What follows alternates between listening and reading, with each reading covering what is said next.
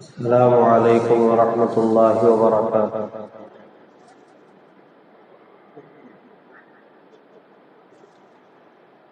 الحمد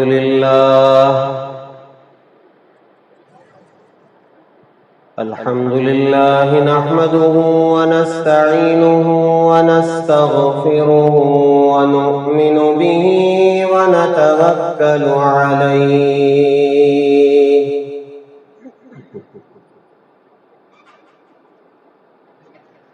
ونعوذ باللہ من شرور انفسنا ومن سیئات اعمالنا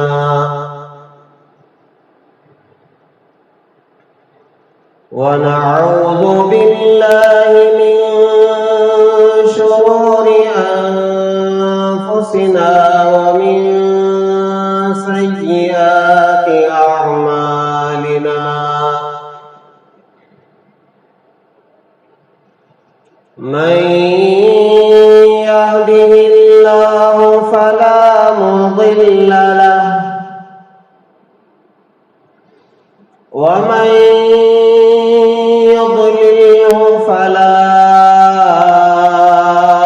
هادي له ونشهد أن لا إله إلا الله وحده لا شريك له ونشهد أن سيدنا ونبينا ومولانا محمدا عبده ورسوله الذي أرسل بالحق بشيرا ونذيرا وداعيا إلى الله بإذنه وسراجا منيرا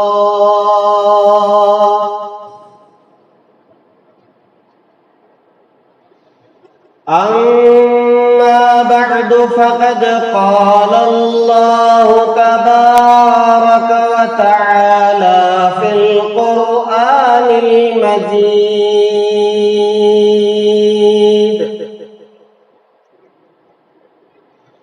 أعوذ بالله من الشيطان الرجيم بسم الله الرحمن الرحيم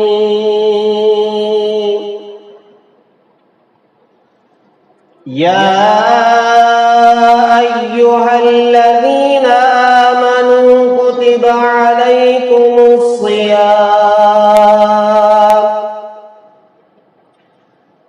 عليكم الصيام كما كتب على الذين من قبلكم لعلكم تتقون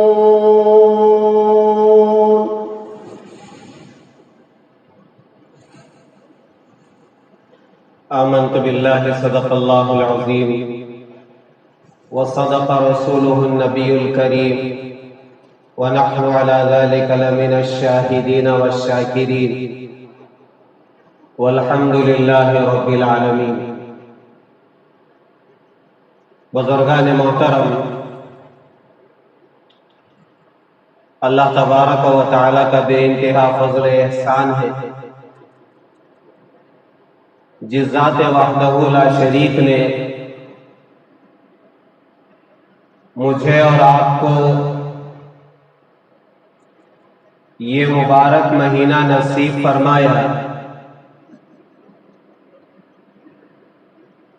این سعادت بزور بازو نیست تان بخشت خدائے بخشندہ۔ فارسی کا شعر ہے جس میں یہ بتایا گیا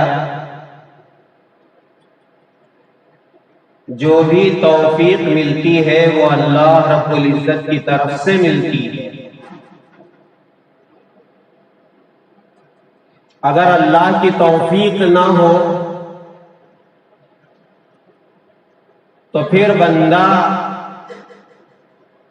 اپنی طاقت سے اپنے زور پر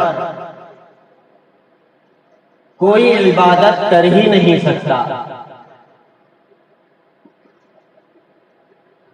اللہ چاہتے ہیں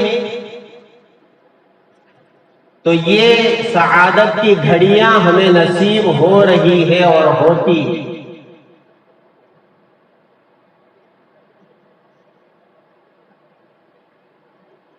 یہ اتنی مبارک گھڑیاں ہیں، اس کا ہر لمحہ ہر سیکنڈ قیمتی ہے۔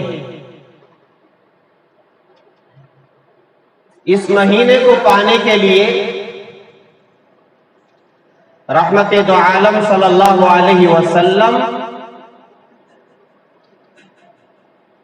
ماہ رجب سے یعنی 3 مہینے پہلے سے آپ دعا فرمایا کرتے تھے، اور حضرات اولیاء اکرام کا معمول کتابوں میں لکھا ہے کہ بعض حضرات اولیاء رمضان سے 6 مہینے پہلے دعائیں کرنا شروع کر دیتے تھے کہ یا اللہ ہمیں رمضان کا مہینہ نصیب فرمائیے۔ 6 مہینے پہلے، اور رمضان گزرنے کے بعد 6 مہینے تک رمضان میں کی ہوئی عبادتوں کی قبولیت کی دعا کرتے تھے کہ یا اللہ ہم نے جو عبادتیں رمضان میں کی ہیں آپ کی توفیق سے آپ اسے شرف قبولیت عطا فرمائیے۔ 6 مہینے تک آپ اندازہ لگائیں، گویا پورا سال ان کا رمضان کی فکر میں گزرتا تھا۔ 6 مہینے پہلے رمضان کو پانے کی فکر، تو 6 مہینے بعد تک رمضان میں کی ہوئی عبادتوں کے قبولیت کی فکر۔ ہاں، جسے اللہ کے سامنے کھڑے ہونے کا ڈر ہے، خوف ہے، اور اللہ کو منہ دکھانے کا شوق ہے، دونوں چیزیں ہیں، خوف اور شوق، تو اسے معلوم ہے کہ رمضان کتنی بڑی چیز ہے۔ حضرات صحابہ کے بارے میں آیا ہے کہ شعبان میں سارے اپنے کام پورے کر لیتے تھے، اور جب رمضان آتا تھا تو پورا مہینہ اعتکاف پہ بیٹھ جایا کرتے تھے۔ رمضان کو پانے کے لیے اور رمضان کی نیکیوں کو لوٹنے کے لیے صحابہ پورا مہینہ اعتکاف میں بیٹھ گئے ہیں۔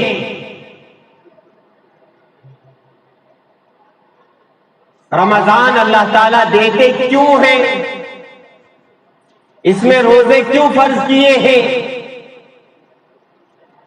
جو آیت میں نے تلاوت کی ہے، یا ایھا الذین آمنوا کتب علیکم الصیام کما کتب علی الذین من قبلکم لعلکم تتقون۔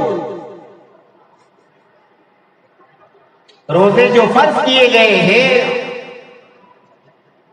وہ اس لیے کہ ہمارے اندر تقوی آ جائے، پرہیزگاری آ جائے، اللہ کا خوف، اللہ کا ڈر آ جائے، تاکہ ہم اللہ کی عبادت میں اپنے آپ کو لگانے والے ہو جائیں۔ جب تک تقوی نہیں آئے گا، ڈر نہیں آئے گا، آدمی اعمال صالحہ کر نہیں پائے گا۔ اور انسان کو اللہ تعالیٰ نے جو پیدا کیا ہے، وَمَا خَلَقْتُ الْجِنَّ وَالْإِنسَ إِلَّا لِيَعْبُدُونَ، ہم نے انسان اور جنات کو اپنی عبادت کے لیے پیدا کیا ہے، اور جب اپنی عبادت کے لیے پیدا کیا ہے تو بندے کو چاہیے کہ وہ جیسے اللہ کی عبادت کرنی ہے ویسے عبادت کرے۔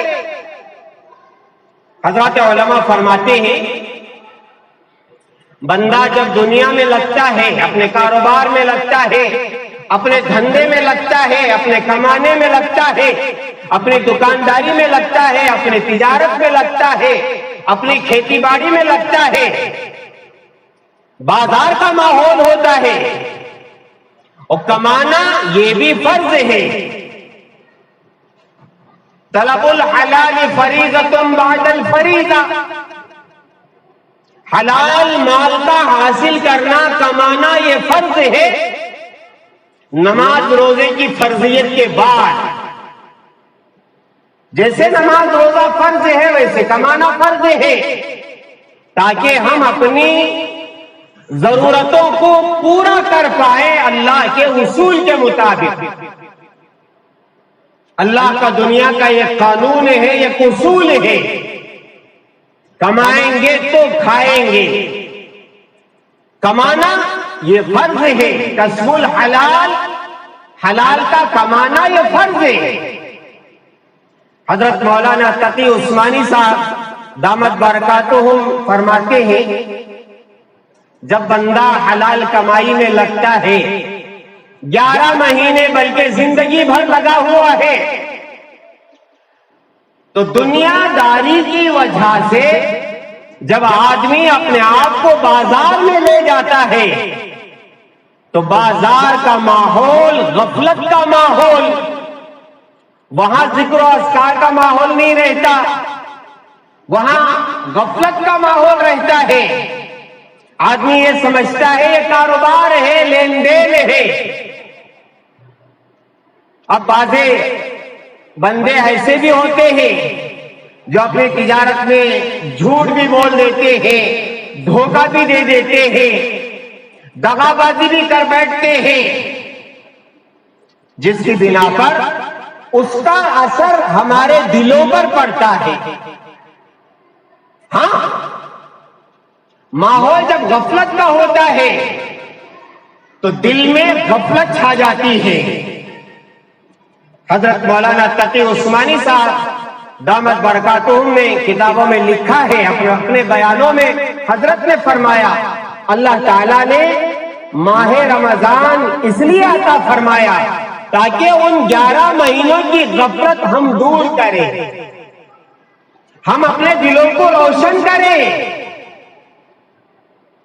اب وہ کیسے کریں گے؟ ہم 2 عبادتیں جو رمضان کی خاص عبادتیں ہیں، روزہ اور تراویح، یہ رمضان کی خاص عبادتیں ہیں۔ ان عبادتوں کے ذریعے سے ہم اپنے دل کو منور کریں گے، اپنی غفلت دور کریں گے۔ دل پر جو تاریکی چھائی ہوئی ہے، اللہ کی یاد نہیں، اللہ کا خوف نہیں، اور آخرت کی یاد نہیں، قبر میں جانا ہے اس کا کوئی خیال نہیں۔ ہاں، ہم اپنی زندگی غفلت میں گزار رہے ہیں، آخرت ہمارے سامنے ہے، اور ہر دن ہم قبر سے قریب ہوتے جا رہے ہیں، ہر دن ہمارا قبر سے قریب۔ غفلت چھائی ہوئی ہے جس کی وجہ سے ہم اسے سمجھ نہیں پا رہے۔ اب اللہ یہ چاہتے ہیں بندہ اگر روزہ رکھے گا، اور روزہ بھی کیسے، جیسے روزہ رکھنا ہے، اسے اچھی طرح یاد رکھے۔ روزے کا مقصد اسی وقت حاصل ہوگا، یعنی تقویٰ اسی وقت آئے گا، اللہ کا ڈر، اللہ کا خوف اسی وقت آئے گا جب ہم روزے کو روزے کی طرح رکھیں گے۔ کھانا چھوڑ دیا، پینا چھوڑ دیا، بیوی سے صحبت کرنا چھوڑ دیا، لیکن برابر جھوٹ بول رہے ہیں، آنکھ غلط دیکھ رہی ہے، کان غلط سن رہے ہیں، اور کاروبار میں دھوکہ دھڑی ہے، دھوکہ بازی ہے۔ تو علماء فرماتے ہیں احادیث مبارکہ میں جو موجود ہے، رب صائم لیس له من صیامه الا الجوع، لیس قائم رب قائم لیس من قیامه الا السحر۔ بعض روزدار ایسے ہیں جن کو بھوک اور پیاس کے علاوہ کچھ بھی حاصل نہیں ہوتا، اور بہت سے شب بیدار، رات گزار، شب بیداری کرنے والے، رات جاگنے والے ایسے ہوتے ہیں جن کو رات جاگنے کے علاوہ کچھ بھی حاصل نہیں ہوتا۔ کہاں گئے تھے؟ کہیں نہیں۔ کیا لائے؟ کچھ بھی نہیں، خالی ہاتھ فتح خواہ۔ پورا دن بھوکا رہ کر کے، پیاسا رہ کر کے جو اجر و ثواب حاصل ہونا چاہیے، کیا اجر و ثواب ہے؟ روزے کا ایک اجر تو یہ ہے کہ اللہ فرماتے ہیں ہر چیز کا ثواب، اجر فرشتے لکھتے ہیں۔ اور روزے کا ثواب کیا ہے؟ الصوم لی وانا اجزی بہ، روزہ میرے لیے ہے، خاص میرے لیے ہے۔ اس کا مطلب کیا ہے؟ روزے میں ریاکاری نہیں ہے، دکھلاوا نہیں ہے۔ نماز پڑھنے والا نماز پڑھتا ہے تو اس کا رکوع سجدہ نظر آتا ہے کہ آدمی نماز پڑھ رہا ہے۔ زکات دینے والا زکات دے رہا ہے، نظر آتا ہے کہ مال تقسیم کر رہا ہے۔ تلاوت کرنے والا تلاوت کر رہا ہے، قرآن رکھ کر کے یا زبان تو ہلا رہا ہے۔ دیکھنے والے کو پتہ چلتا ہے کہ یہ نماز پڑھ رہا ہے، یہ تلاوت کر رہا ہے، یہ زکات دے رہا ہے، یہ حج کو جا رہا ہے۔ لیکن روزہ ریا سے بالکل پاک، دکھلاوے سے بالکل پاک۔ اب میں روزہ ہوں یا نہیں ہوں، ظاہری طور پر کوئی ایسی چیز آپ کو نظر نہیں آ رہی ہے جس سے یہ پتا چلے کہ یہ آدمی روزہ ہے۔ جب تک وہ نہیں کہے گا، جب تک وہ نہیں بتائے گا کہ میں روزے سے ہوں۔ کئی مرتبہ ہوتا ہے غیر رمضان میں، بعض مرتبہ ایسا ہوتا ہے کچھ لوگ مہینے کے 3 روزے رکھتے ہیں، 13، 14، 15، اور بعض لوگ جمعرات اور پیر کا روزہ رکھتے ہیں۔ اب ان کو کہا جاتا ہے آپ ہمارے ساتھ کھائیے، تو وہ کہتے ہیں میں روزے سے ہوں۔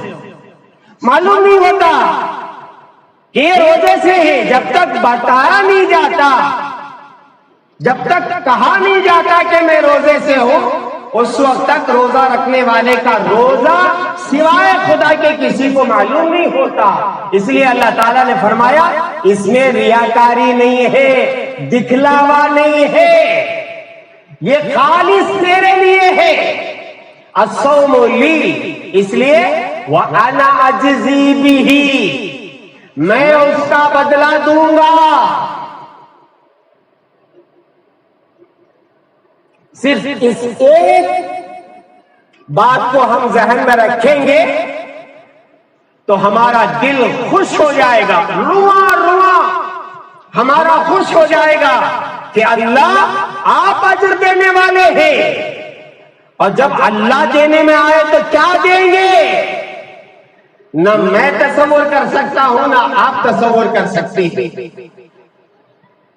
ہاں، وَأَنَا أَجْزِي بِهِ، بلکہ بعض تو علماء یہ فرماتے ہیں وَأَنَا أُجْزَىٰ بِهِ، روزے کے بدلے میں میں خود اس کا ہو جاتا۔ روزے کے بدلے میں کیا ملتا ہے؟ اللہ ملتے ہیں، اس سے بڑھ کر اور کیا چاہیے؟ جس کا اللہ ہو جائے اس کا سب کچھ ہے، سب کچھ ہے، سب کچھ ہے۔ جس کو پانے کے لیے نمازیں پڑھ رہے ہیں، جس کو پانے کے لیے تلاوت کر رہے ہیں، جس کو پانے کے لیے زکات دے رہے ہیں، جس کو پانے کے لیے حج کر رہے ہیں، جس کو پانے کے لیے یتیموں بیواؤں کی خدمت کر رہے ہیں، جس کو پانے کے لیے افطاری کرا رہے ہیں، جس کو پانے کے لیے سحری کرا رہے ہیں، جس کو پانے کے لیے یتیم کے سر پر ہاتھ پھیر رہے ہیں، جس کو پانے کے لیے مسجد بنوا رہے ہیں، مدرسے بنوا رہے ہیں، خانقاہیں بنوا رہے ہیں، غریبوں کے لیے مکانات بنائے جا رہے ہیں، ان کو کھانے کھلائے جا رہے ہیں۔ یہاں روزہ رکھو اللہ مل جائیں گے، اللہ اکبر، بہت بڑی بات ہے۔ اللہ ہمارے ہو جائیں، اس سے بڑھ کر اور کیا چاہیے؟ روزے کا بدلہ بے شک جنت ملے گی، اور باب الریان سے اللہ داخل کریں گے، اور وہاں کی نہریں ہمارے لیے، وہاں کا ٹھنڈا پانی ہمارے لیے، وہاں کا شہد ہمارے لیے، وہاں کا دودھ ہمارے لیے، وہاں کا شرابن طہورا ہمارے لیے، وہاں کی حوریں ہمارے لیے، وہاں کی نعمتیں ہمارے لیے۔ لیکن اس سے بڑی نعمت یہ ہے کہ اللہ ہمارے ہو جائیں گے، اللہ ہمارے ہو جائیں گے۔ ذرا تصور کرے، میرا مالک میرا بن جائے۔ ویسے تو اللہ ولی المؤمنین، اللہ تو ہر مومن کا دوست ہے، ہر مومن کا دوست ہے، لیکن جو مومن بندہ روزہ رکھ کر اور کما حقہ روزہ رکھ کر، میں اس بات پر زور دے رہا ہوں کہ ہم صرف بھوکے پیاسے نہ رہے، بلکہ جیسے روزہ رکھنا ہے، آنکھوں کا روزہ ہو، کانوں کا روزہ ہو، زبان کا روزہ ہو، ہاتھوں پیر کا روزہ ہو، یہ بہت بڑی بات ہے۔ ہم راستے میں جا رہے ہیں، تصور ہو، خیال میں یہ بات ہو کہ ہم روزے سے ہیں، ایرے غیرے پر ہماری نظر نہ پڑے، میں روزے سے ہوں، ایرے غیرے کی بات میں نہ سنوں، غیبت نہ سنوں، اور گانے نہ سنوں، بے حیائی کی باتیں نہ سنوں، یہ ذہن میں ہو۔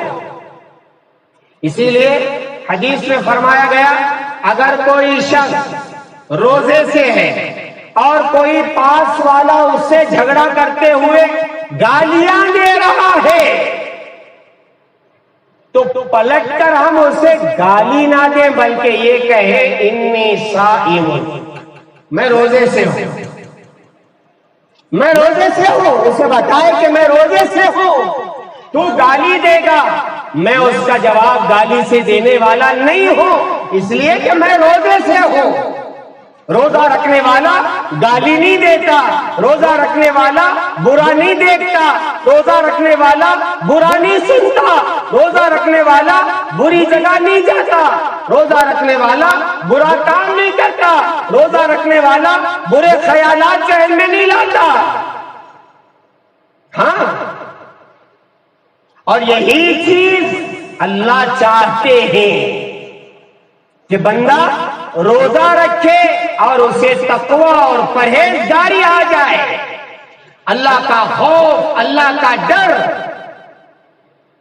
اور سنو، بڑی پتہ کی بات حضرات علماء کرام نے کتابوں میں لکھی ہے، فرماتے ہیں فرشتے کھاتے نہیں، فرشتے پیتے نہیں، فرشتے ان کی کوئی بیوی بچے نہیں، بس ان کے دو ہی کام ہیں، دو ہی کام۔ کیا ہے؟ اللہ کی فرما برداری کرنا اور اللہ کی نافرمانی نہ کرنا۔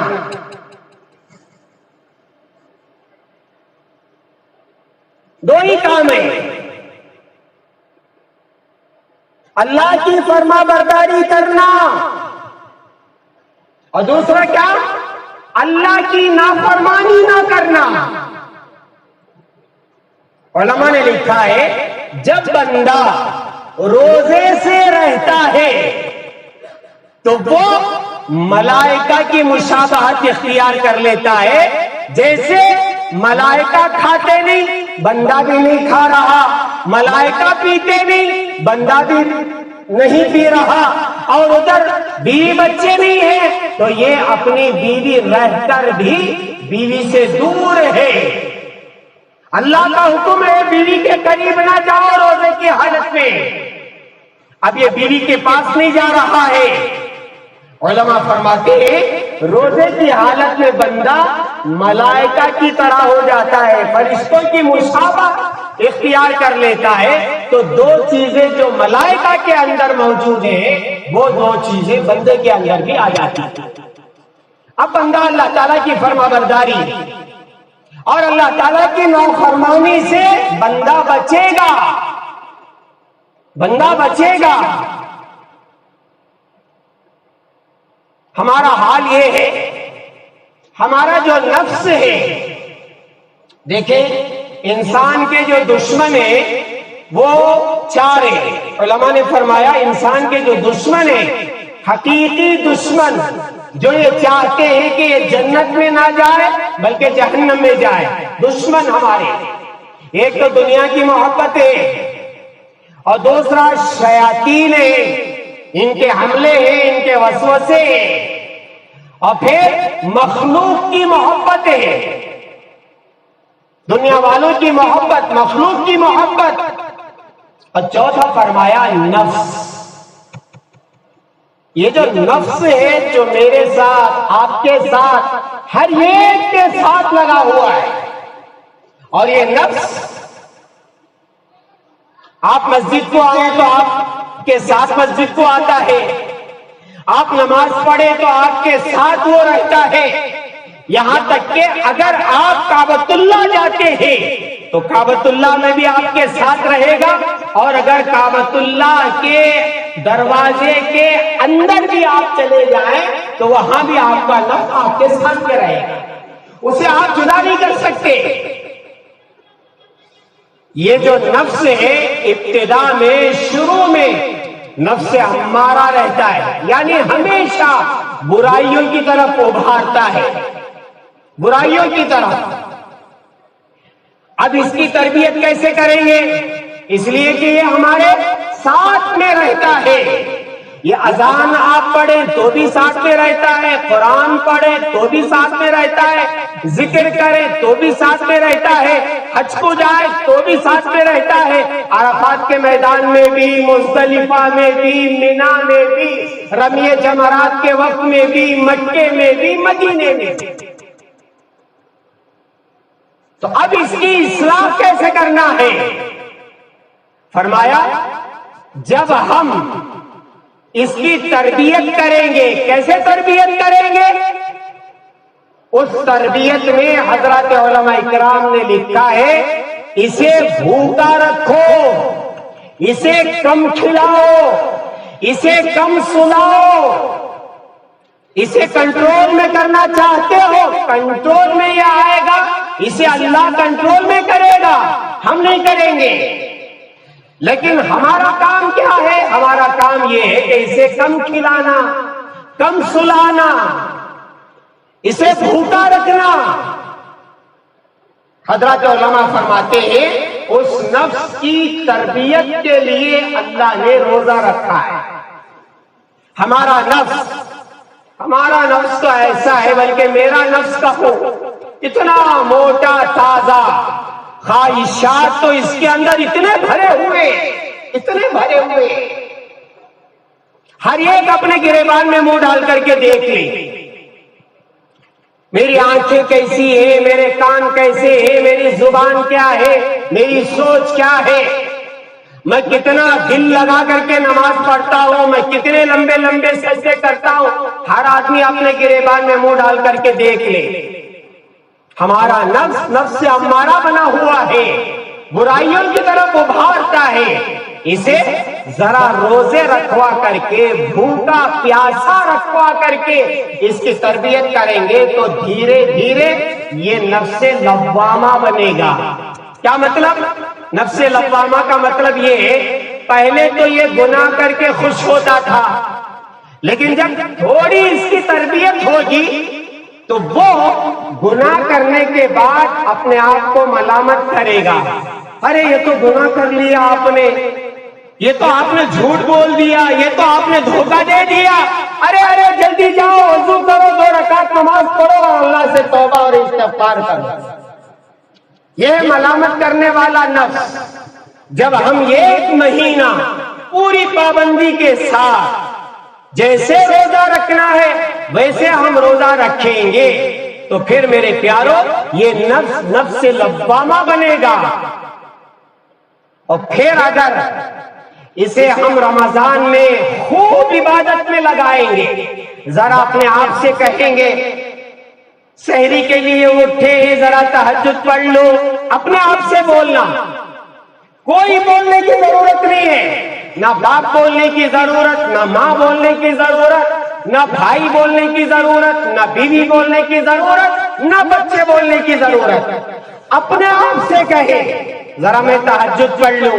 جب آپ اپنے نفس سے کہیں گے، اپنے آپ سے بات کریں گے تو وہ ہے اپنے نفس کو سمجھا کر کے اسے عبادت میں لگانا، تھوڑی دیر اسے بٹھائے اور بٹھا کر کے کہے ذرا میں قرآن پڑھ لوں، ذرا میں تسبیح پڑھ لوں، سبحان اللہ، الحمدللہ، اللہ اکبر، لا الہ الا اللہ، میں ذرا زیادہ استغفار پڑھ لوں، اپنے آپ سے کہہ کر زیادہ عبادت کرنا۔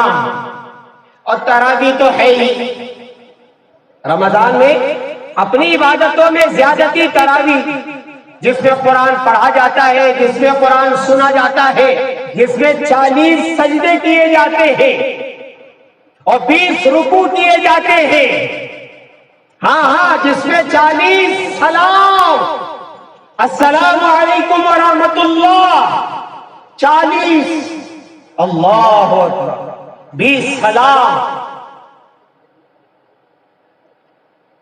تو عبادتوں میں اضافہ جب ہم رمضان میں پابندی کے ساتھ فرض نمازیں باجماعت پڑھیں گے اور تراویح برابر پڑھتے رہیں گے اور کچھ قرآن مجید کی تلاوت کریں گے، کچھ اپنے آپ کو ذکر و اذکار میں لگائیں گے، اور کبھی چاش، کبھی اشراق، کبھی اوابین ہم پڑھ کر کے عبادت میں زیادتی کریں گے تو نفس کو بار پڑے گا، تو پھر وہ نفس مطمئنہ بن جائے گا۔